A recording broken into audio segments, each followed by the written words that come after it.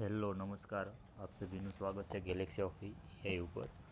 તો આપણે flask એપીઆઈમાં image એટલે કે ફોટો સેન્ડ કરવો હોય અને એક જગ્યા પર સ્ટોર કરવો હોય તો તે કઈ રીતે કરી શકાય તે આપણે ઇમ્પ્લિમેન્ટ કરીશું।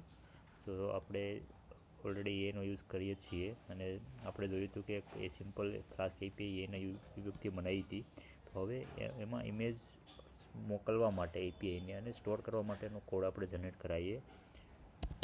નાવ I want two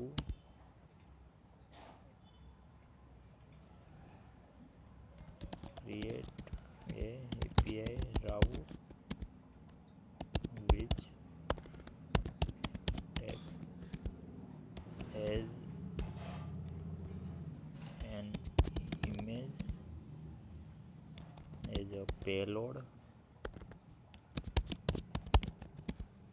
and then store into directory એટલે કદા ફોલ્ડરમાં સ્ટોર કરે। give me code for this એને કીધું કે એવો રાઉટ બનાવો કે જ્યાં ઇમેજ એઝ અ રિક્વેસ્ટ આવે અને સ્ટોર થાય અને રિસ્પોન્સમાં આપે।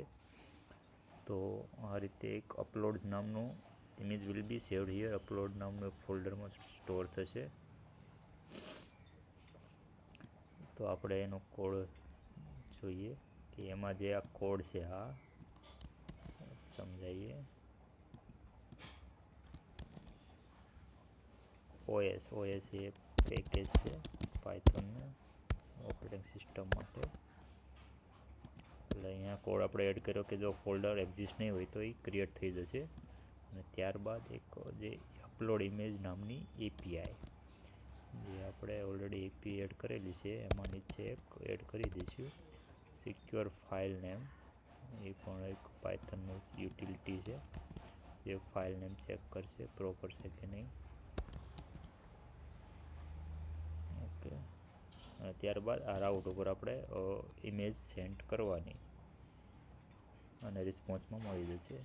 તો હવે આપણે આ સિમ્પલ કોડને રન કરીએ પાયથોન app.py અને આપણે જોઈ શકીએ છીએ કે અહીંયા અપલોડ નામનું ફોલ્ડર બની ગયું છે।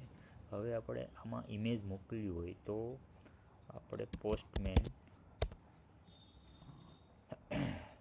પોસ્ટમેન થ્રુ આપણે ઇમેજને મોકલીશું। તો આપણે હમણાં જોયું તો એડવાળું તેમ એ જ રીતે એક અહીંયા આપણે અપલોડ ઇમેજ નામનો જે રાઉટ આપણે એડ કર્યો છે એને કોલ કરવાનો છે।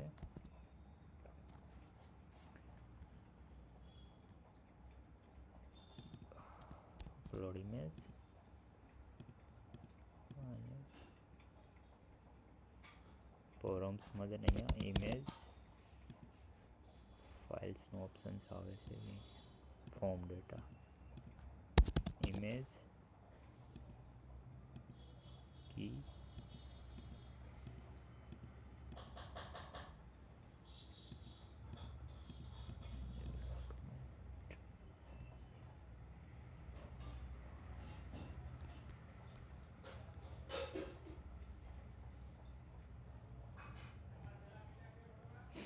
આપણે base64 સપોર્ટ જો તમે પછી image key value image and file type body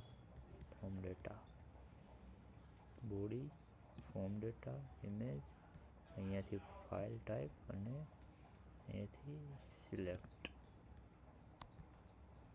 અને સેન્ટ આપણે જોઈ શકીએ છીએ કે ઇમેજ અપલોડેડ સક્સેસફુલી અપલોડ આપણે અહીંયા જોઈ શકીએ છીએ કે અહીંયા આપણી ઇમેજ અપલોડ થઈ ગઈ છે। તો આ રીતે આપણે કોઈ પણ એપીઆઈ બનાવીએ જેમાં આપણે એપીઆઈમાં ઇમેજ સેન્ડ કરી શકીએ અને એને પ્રોસેસ કરી શકીએ અને આપણે એનો યુઝ પણ કરી શકીએ જે રીતે આપણે ઇમેજનો યુઝ કરવા માગતા હોય ત્યારે આપણે સિમ્પલી એને સ્ટોર કરી છે આપણી ડિરેક્ટરીમાં।